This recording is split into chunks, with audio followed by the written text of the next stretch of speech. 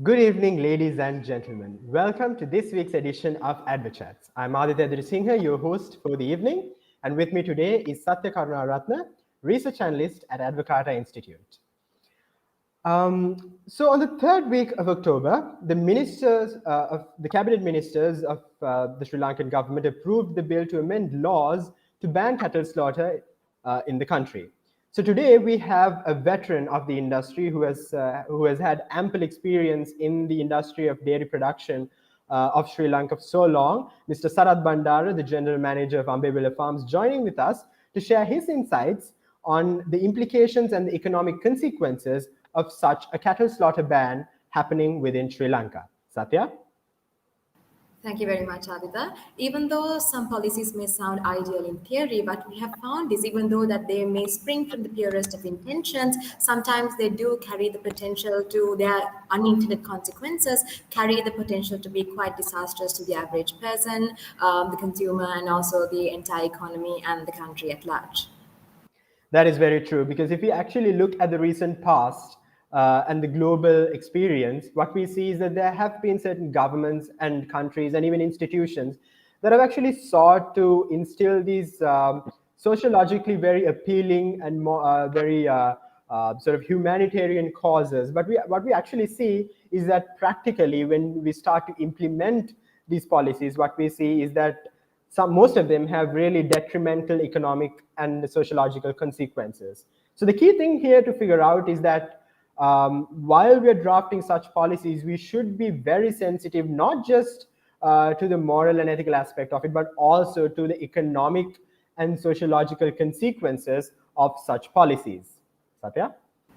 Thank you very much, Aditha. Without further ado, I think it's time to dive into the conversation in deep. Mr. Bandara, before we start talking about the cattle slaughter ban, could you give us a little insight into the milk industry, the industry we're about to discuss in deep today, specifically in terms of the industry size, composition, and could you give us a general overview of the daily operations of the industry as a whole?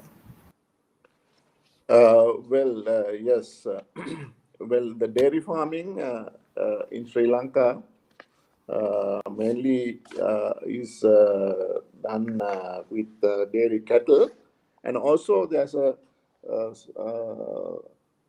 few dairy buffaloes also. I mean, the milk production of the country comes from mainly from the cattle and then and the buffaloes. The contribution from the cattle and the buffalo both together for the milk production is something like 440 million liters per year, which is about 40% of the country's requirement, actually, the current requirement. So the balance 60% is imported. So there's a big boom and then a drive from everywhere, even from the government side. The government is helping to get this industry developed, because to achieve the self-sufficiency of the milk. For that, there are a lot of incentives given by the government, and then there are tax reliefs, and then kind of various other help, and there are a lot of initiative in bringing in import animals, and then get a boom in the milk production. However, the the development of this modern type of dairy development started a long time ago, actually under the agriculture department, and in fact during the time when even before the independence, actually, when our honorable B.S. Nag was the Minister of Agriculture. And then during the wartime, actually, there was a food shortage in the country, and then everywhere in the world, and then they wanted to have a dairy system running in the country, so that we can cater our requirements. So that is how, at the very beginning, this dairy development under the agriculture department at that time was started, and then later on the animal production and health department took it over of the development of the industry, and then National Livestock Development Board, Milk Board, and earlier it was Milk Board, and now it is Milko, and then these type of organizations has invested a lot of money into this area, and then for the development of the milk production in the country for the last so many years. Anyhow, during the last 10 years,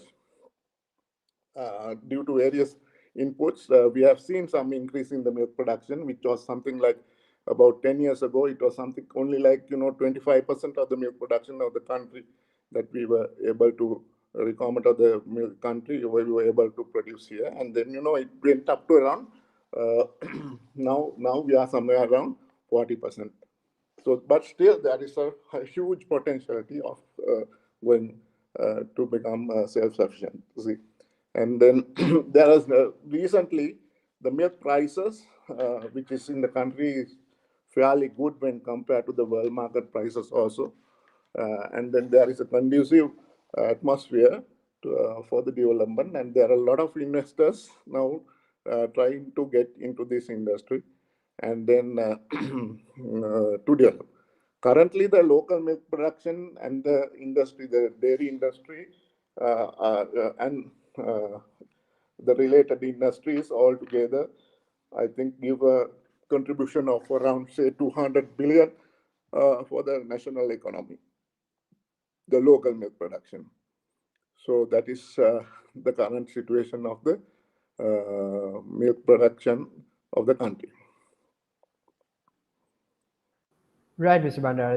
That was a very in-depth analysis, and I think our viewers must have definitely appreciated that insight of yours. Now I think we can sort of delve into the matter at hand. I think what the issue right now we're discussing is actually the ban on cattle slaughter. But actually, if we look at it in terms of the industry, cattle slaughtering is actually something that's integral to the milk industry, if you look at it, because it's very important for the production, as in to keep the efficiency and the productivity of the production of milk in large factories. Cattle slaughtering is actually a part that's integral. So we would like to actually hear a bit more about how important cattle slaughtering is to the milk industry in general, and also what would the implications of a ban on cattle slaughter be to milk production directly. Yeah, then there are a couple of systems of dairy cattle keeping in our country. One is the intensive system where the all modernized, and the new techniques are there, and then we have high yielding animals. They are basically concentrating on milk production. Then you have the semi-intensive system where you have the animals grazing, and then you don't go for high productions, but then you have a little with a little low input, but mostly in the areas like in Coconut Triangle, where you have a semi-intensive system, and also in the northeastern province also.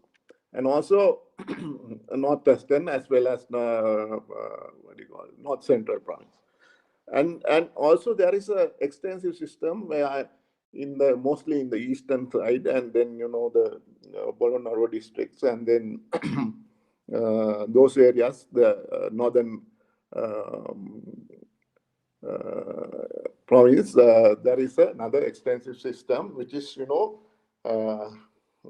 having large number of animals, and they get very, very little milk out of those animals, and then, they are mainly kept for selling animals, calves, and all these things, and then, for meat purposes, stuff like that. So, this ban on the slaughter of animals is, affecting in different levels to all these three systems. Because even in the intensive system, where the high producing animals are, you have to give the farms, the animals being milked. So therefore, the animals have to calve. So there is a lot of offsprings, and then it propagates.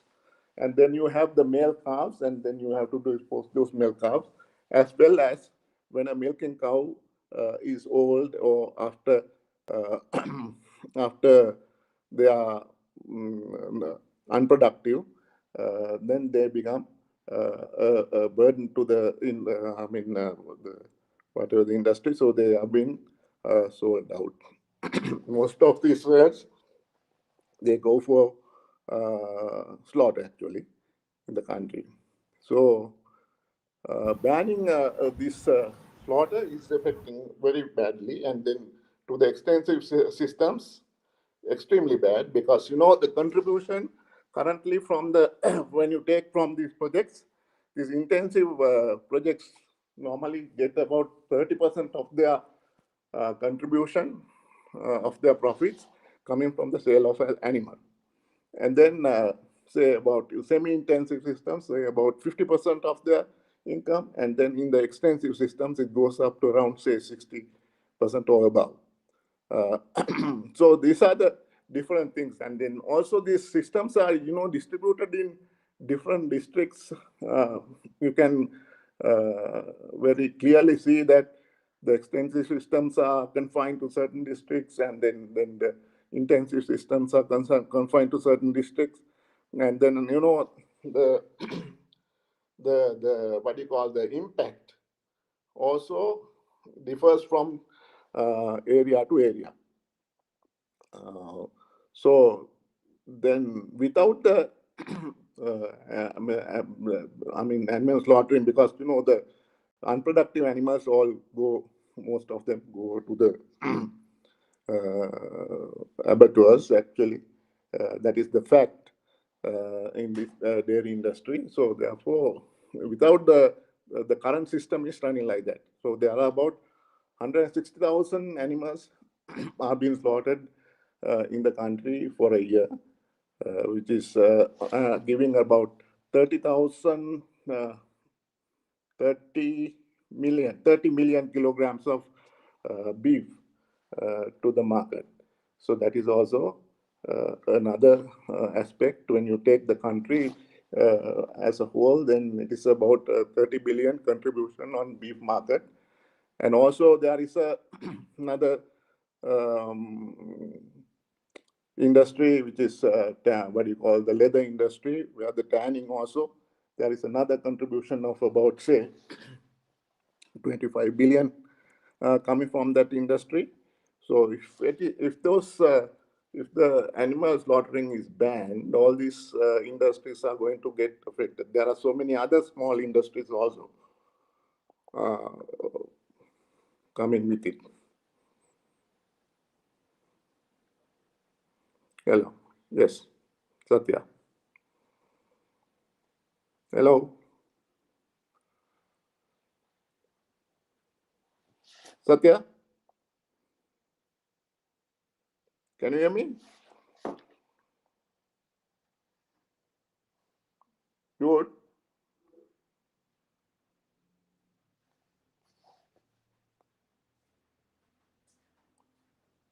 I can't hear. What do you want? Your phone again? Your phone. Hello.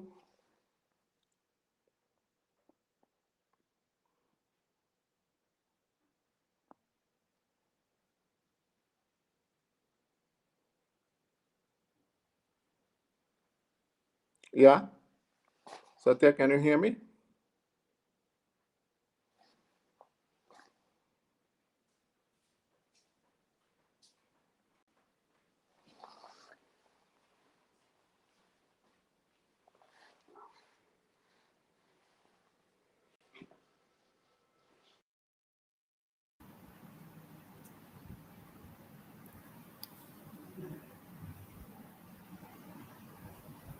Really sorry about that. There was an interruption in the power supply. We are back live now. Mr. Bandara, I hope We audible? Yes, Aditha. I think Mr. Bandara can hear us. We apologize for that.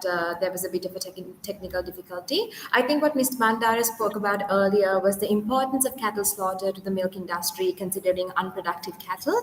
Mr. Bandara, if you can hear us, let's move on to our next question. Now, when we talk about the milk industry, we are talking about small-scale producers and also large-scale producers, small-scale farms and large-scale farms. Given a cattle slaughter ban, so given that this is implemented, could you give us a little bit of an explanation as to how this would impact both small-scale producers and large-scale producers? And also, currently, sir, I think the entire country, both, I mean, especially middle-income earners and low-income earners, they are pressed with high prices on milk, unaffordability, and shortages. Could you please explain to us how this will impact this current situation, given the current economic conditions of the country, and also especially how this would impact the small-scale producer and the large-scale producer? Yeah, first it is, slaughtering, ban on the slaughter will affect the entire meat production line, like, the beef production, which is, as I said earlier, it is around 30 million kilograms per year, which is about you can value it at a contribution of, say, 30 billion rupees annually. So that will get affected. That will stop actually, and then there is another impact on the subsidiary industry, like on the leather industry, where the impact will be another about 25 billion rupees, and also there are some small industries like bone meal and then manure and then stuff like that. Those things will also get affected, and also there is a certain a large number of fair number of people involved in this industry, something like say 50 to 60,000 people employed in this beef industry. I mean, actually, beef industry as well as the leather industry, who will also get affected. And well, of course, on the one side, other side, that when with the banning of the beef, as I said, that 30,000 kilograms is a fairly large amount, which is going as nutrition to a segment of the populace. So then that is going to affect our nutritional intake also, the protein intake for the country. And then if you don't have beef locally, then you will have to import the beef, which will cost another more than double that amount of money. I mean, that is also a huge impact. So maybe say you may have to spend another about 56 billion rupees to import beef to the country if you're going to import and supply. So on the other side, now if hypothetically, if you think that if you stop this slaughtering, then the excess and the unproductive animals of the farms will get accumulated. So normally, since when we work it out, we can actually work it out to see how the numbers grow, and then a simple workout will give us an indication. If you don't slaughter, these animals are getting accumulated, the bull calves are getting accumulated, so the numbers will grow up, and then will go say it will go more than 10 years to stabilize at some level. By that time, the number of animals will grow up in large numbers, say 3 times more than what we have now. So that is a large number which needs food. So for that, you need a large area of land, which is, during a time that we are unable to find enough feed in our current situation. That is one of the biggest problems in the industry of improving the milk production. We have a big difficulty in finding the required food for the animals. So therefore, under such a situation, that is actually unimaginable. And then it's hypothetical, and then it is not practical. So what will happen? Either people will have to,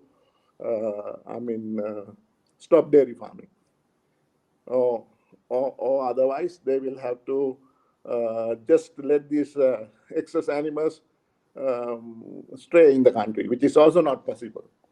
Which is not possible under the laws. You are not supposed to just let the animals unattended, and then that is animal cruelty in a way. So that is not possible. So what will eventually happen is that it will slowly start. Farmers will start from small farmers if they can't afford to keep the animals, which is already happening in India. You can take. There are a lot of news in the Indian media that there are a lot of farmers neglecting their animals, and some farmers giving up dairy farming. So that is definitely going to affect our dairy industry, which is actually has a value of about annual turnover of about 200 billion. 200 billion. So it's a big amount. So even when the milk is not available, currently we are, for that 60% of the milk which is we are importing, we are spending something like 55 billion or something like that. But that will also go up if you want to bring milk from outside, if the farmers are going to give up the milk production. Right, sir. Right. That was very clear. All right, sir. So I think moving on, I think when you look at the policies and the vision of this government that's currently in power, one of the platforms that they actually, one of their key policies behind the entire political movement was actually self-sufficiency. And I was just wondering, sir, in terms of milk, also they've been advocating for self-sufficiency in milk. And I was just wondering what your opinion was and actually is with regard to self-sufficiency in milk. Do you think Sri Lanka will be able to compete with these major players of the milk industry like New Zealand, the European Union, Argentina, and other countries that have very vast resources to allocate for dairy production? Do you think Sri Lanka has a comparative advantage that they can exploit in this industry? Yes, of course. That we have, as I said earlier, that during the last 10 years, we have, actually increased our milk production from somewhere around, say, 200 million liters to some 440 million liters currently, and that's a huge, achievement. But only thing is that we have taken 10 years to do that. But then there is a big possibility that we can. What we have to do is to make the current production double. During the last 10 years, it doubled. And, if we can increase the current production, double the current production, so you can achieve at least 80% of self-sufficiency. And there is a huge potential. Actually, the large farms like ours in Ambewela, we are spending billions of rupees in, improving, modernizing this project. Targeting the milk productions to be improved within a few years by another about, say, double the production. And then there are, for my knowledge, there are so many other companies who are coming up new. They are also engaged. So it's a thing that you can achieve. Actually, it's not. It is something that we can achieve, and something which is going to help the rural populace, and that's going to give a big impact into our economy, and it is possible. Thank you, Mr. Bandara. Thank you for your insight. I think when we speak about the milk industry at the moment, I think it's important that we speak about the current price hikes and also the shortage of dairy products in the markets. As an expert in the industry, what factors, in your opinion, do you think contributed to the current status of price hikes in milk and also shortages? Could you give us a little insight into that? Well, of course, if you let free imports or something like that, there's enough low-priced milk can come in, and then that will upset the local production here. So when you want to improve the local production, any government, they had been imposing certain taxes on the imported milk and allowed the local production to grow. So that is how it improved up to this level. And then, currently you can see in the market that we have any product which is, now the products that we have, the liquid milk and then the powdered milk is compatible with any imported milk. Actually, in the market, the local people like the local milk here. So then there is a big potential. There's a big potential here.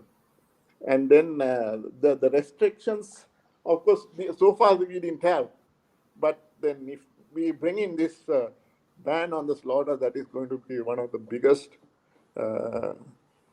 impact on the milk production, because milk production always went along with sale of animals for beef industry.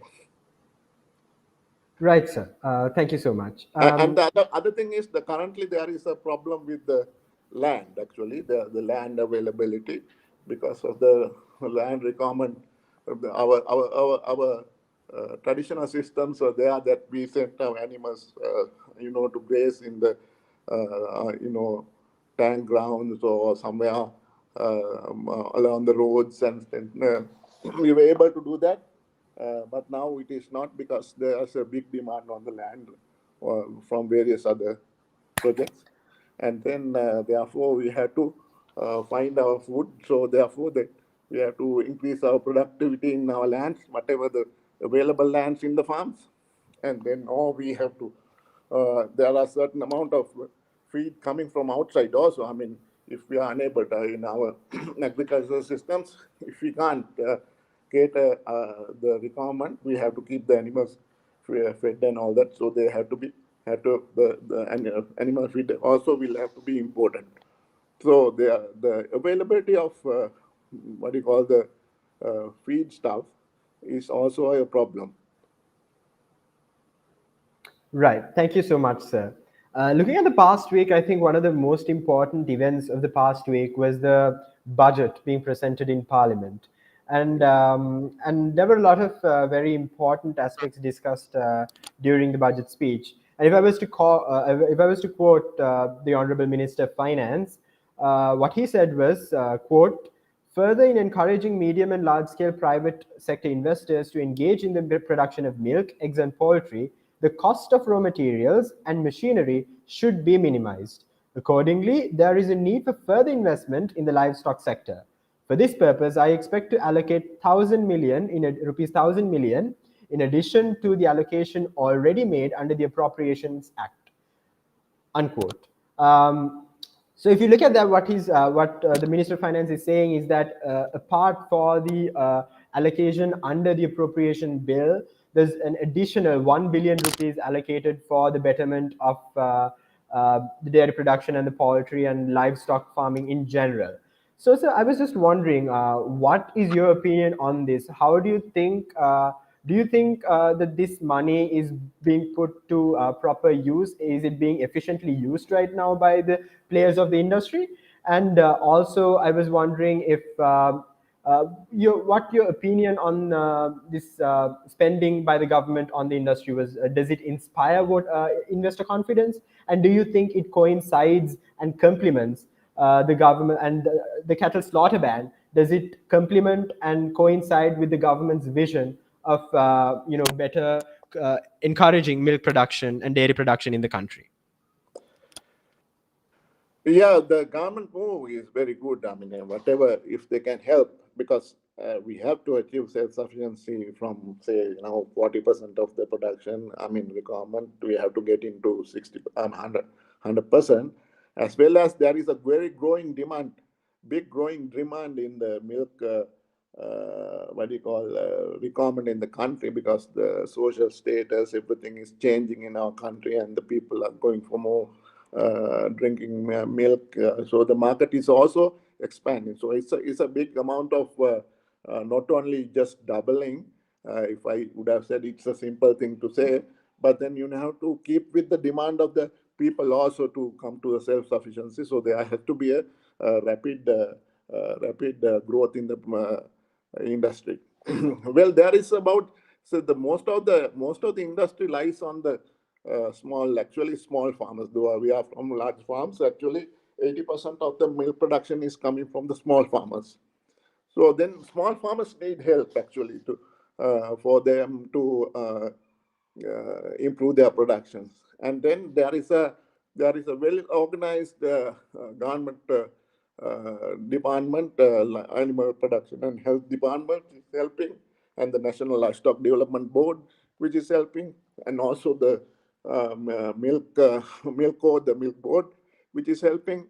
So therefore, there is the infrastructure is there. So whatever, if you cleverly invest that money in proper way, so it will really give an impact on the milk production. But on the other hand, when you say this banning on the animal slaughter is going completely against that.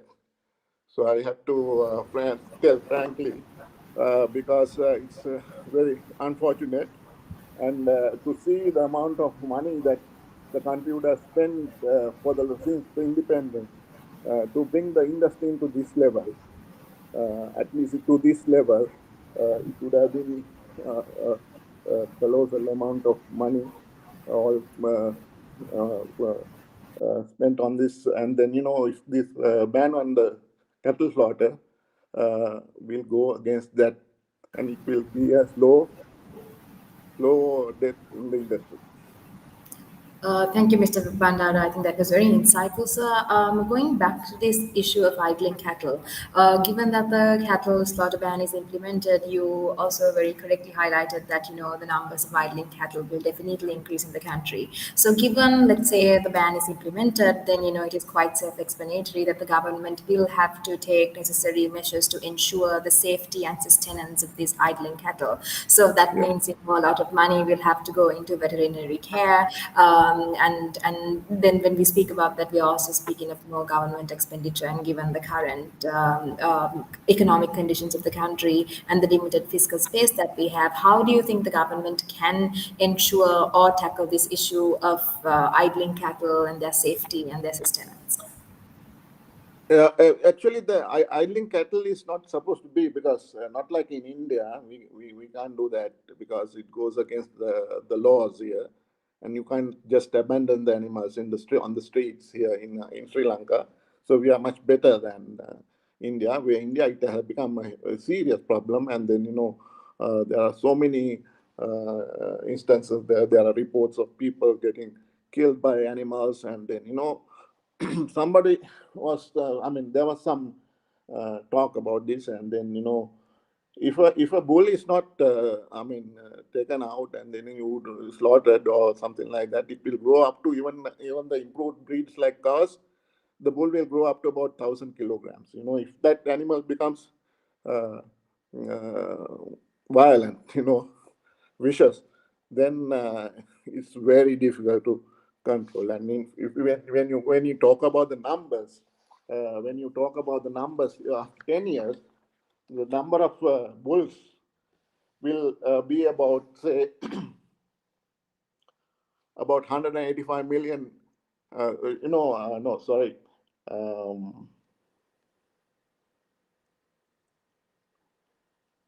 Yeah, it's about, say, a huge number of millions of bulls which will get accumulated, and then there will be stray other unproductive cows which will get accumulated. So you can't just imagine that situation in a situation like ours, not like in India. Still, India, they have animals roaming everywhere in the cities, and we don't have like that. And it is going to be a huge problem to our country if we just let the animals stray. So it is not possible, actually. Right, sir. So actually, just extending and talking beyond the conversation that we've had right now, an extension of it, rather, I think one of the alternatives that the Secretary to the Minister of Buddha Sasana, Religious and Cultural Affairs, what he has said is that one possible alternative to having idling cattle is to actually export aging cattle to countries who would want the aging cattle. So I was just wondering, sir, what is the practical scenario? Are there countries in the international market who want to purchase aging cattle from Sri Lanka? Is this practical, or how do you see this being resolved? Well, of course, international movement of cattle is a very, it's done very carefully, because there are so many diseases carrying from one country to another country. So there are a lot of restrictions on one hand. And also there's a big cost on it. So then, and then also you have to, in a country like us, if we are going to export, we have to compete with high quality beef, which is a very lucrative business in the world. I mean, internationally, because there are countries who are rearing animals, especially for beef.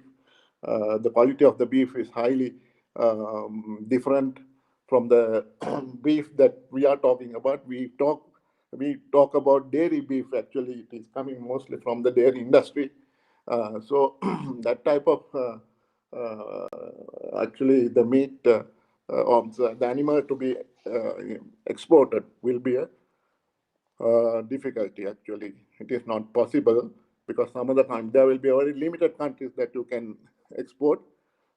Maybe so when you take the shipping costs and all these things, actually we can talk about it, but it is not a practical thing, and we have not tried it before. I don't think we have exported any animals, so we don't have any experience. So that is something, just talking without any experience or calculation. Thank you very much, Mr. Bandara. I'd like to go back to that very fundamental issue of, I think, this whole idea of proposing a cattle slaughter ban is, I think, somewhat based on this idea of animal welfare. I'd like to bring the conversation back there, sir, and ask you now, my understanding is that if there were to be a cattle slaughter ban, I believe, this would leave room for a underground economy of illegal cattle slaughter to breed. And in my understanding, I feel like that might be even more inhumane, because this illegal kind of economy will use inhuman and more painful methods of slaughter, rather than how it is done at the moment. Could you elaborate a bit more on that, sir, and kind of give us a little insight as to what is more inhumane? Is it indeed a cattle slaughter ban, or is it what is happening at the moment? Well, yes, actually, what is required now in the country is that we have to, as I said, this is an integral part in the dairy industry. By stopping it, the dairy industry will get killed. Otherwise, you have to do it. So you have to do it in a proper way. I mean, there are various other countries who does it in a proper way without much pain to the animals, better handling of the animals, better systems, all modern techniques and stuff like that. And what that is something that you have to improve. But then you can't talk about it, or nobody is coming out when a situation where now this entire thing is going to be banned. So no new investors or anybody who will come to do this animal slaughtering in a systematic manner. So currently we have the traditional systems. We have some about, say, I don't have the exact numbers, but somewhere around 1,000, more than 1,500, beef stalls, as well as about 500 abattoirs or something like that. They have to be improved. Actually, those are all very primitive systems that they are using. They have to be improved, and then they have to get people to do it. Currently also the animal slaughtering is not done properly, I would say. And also, while that has to be improved, there's when I told you earlier that 160,000 cattle are slaughtered in the country during a year. but the numbers when you calculate doesn't come to that. It's more than, it's about double that. So that means that there's, even now, currently there's a lot of illegal, unlicensed slaughtering is happening. But in a, in a case that it has been banned, and if some people goes on with their industry, and there can be a lot of illegal slaughtering and in inhuman manner, done in inhuman manner. So when there's when there's a ban, and then it is possible. Now in India it is happening, and people get punished, and also sometimes people get killed, and then the people find various means of doing it. So that's going to be very bad, and that to the entire our country's image, and also it's going to be very bad to. I mean, there will be a lot of problems with certain crowds, and this animal. When you take the number of animal slaughters in these districts, there are certain districts it is happening very much more than the other districts. There are districts where the animal slaughter is very, very low. I mean, the cattle slaughter it is very low, and then certain districts is very high. So I think in those districts where there is very high number of cattle slaughtering, and then it is so it will be very difficult to stop those things. So there will be a lot of inhuman and then illegal methods, and then I don't think that is a good thing to the country. Right, sir. Thank you so much. Yes. So I think it's safe to say that we've established that a total ban on cattle slaughter, as proposed by the government, does not serve its vision of sort of establishing a good and solid milk industry in the country. So in that context, sir, if as a veteran of the industry, what do you think are the institutional and the sort of large-scale factors that the government has to encourage, and the government has to sort of, in terms of policy, what they have to implement to make the milk industry stronger than it already is? Yeah, one thing is that, well, of course, this animal slaughter ban is going to go against the industry, so they have to see that something is done about it. And then on the other hand, you have to bring the systems, proper systems, like to get the proper quality of the meat to the people, and also though say when you take 30 million kilograms of beef is produced in the country, that's going to the consumers. There's a large number of consumers getting this meat, and there's a lot of complaints that the quality of the meat is bad, and then and then the way that the animals are slaughtered, the inhuman ways and all that is also is there.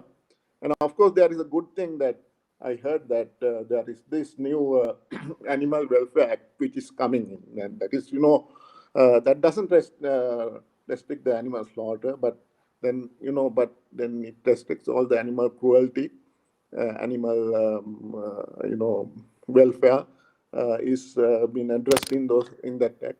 So that those are things that we have to come forward. Actually, those are things that we were lacking on one side. So that is why this lot of embarrassment on the industry, like in the poor way of handling the animals, and then the slaughtering and all those things. So if there's good animal welfare regulations and laws implemented, this will be done in a proper manner. So these are the things that the government has to bring in, that whatever the current what the current help that the government is giving in tax relief and all this stuff is helping. They are helping actually. Now we are in an expansion program. We also have single-handedly we have spent about 5 billion rupees in expanding our project. For that we have to get a lot of material from outside import. So then there are a lot of tax reliefs given by the government for the dairy industry. So that those things will have to be kept until we achieve the full self-sufficiency. And then those are the things that the government can do. And also, there are a lot of shortfalls in the current system, like in the Department of Veterinary Department, and then the Animal Production and Health Department is short of staff and stuff like that. And they have to be improved. These things have to be very well supervised. So those type of things will have to, the government will have to get involved into.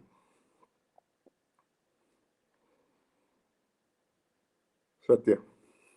Yeah, I think we're experiencing a slight technical issue again, Mr. Bandara.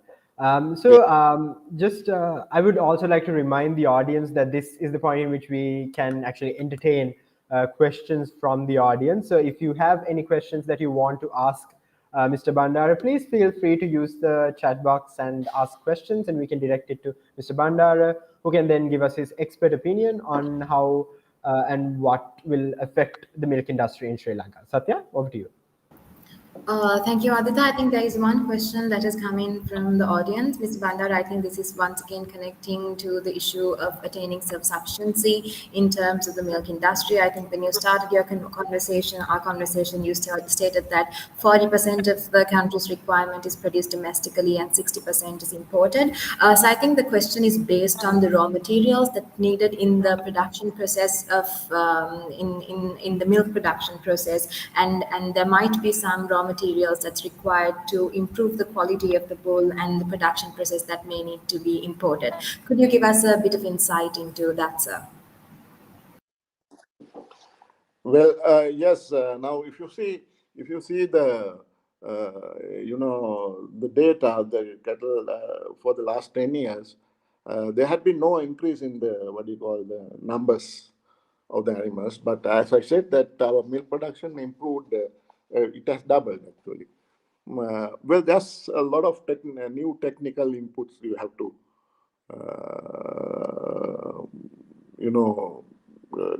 put in to get that result.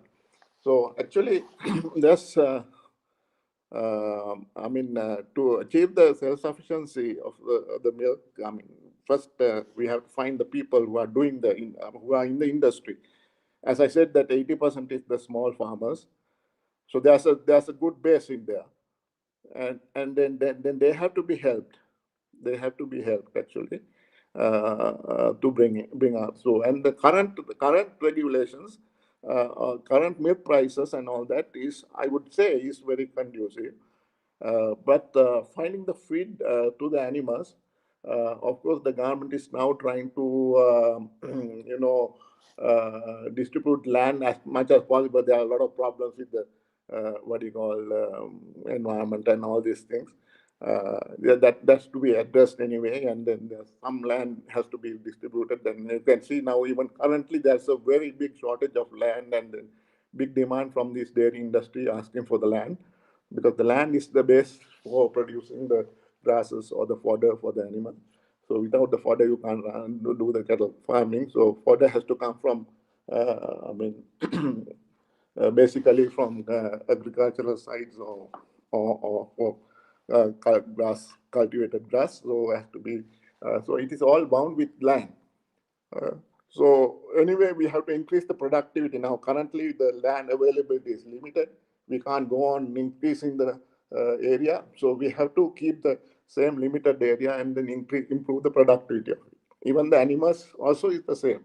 So by improving the productivity of the animal as well as the productivity of the land, the agricultural lands which is being used by the dairy sector, we should be able to achieve this goal. But currently, there's a big shortage in this. So that is one of the reasons why the small farmers are unable to get high productions from the animals, because they are not feeding the animals well, because they don't get the quality feed. But quality feed is something that you don't have to import always, but then you can grow here. I mean, there is a big potential that we can do that. but it is there has to be some work done on this area to improve that situation. Thank you very much, Mr. Bandara. I think we have one more question from the audience. I think this listener wants to know what other policies the government can take. I think one of the reasons the government have stated in implementing this cattle slaughter ban is to strengthen the milk industry. I think like Aaditha and yourself mentioned earlier. This listener wants to know what other policies the government can practically explore in terms of strengthening the milk industry. Well, other policies like, I mean, as I said that there's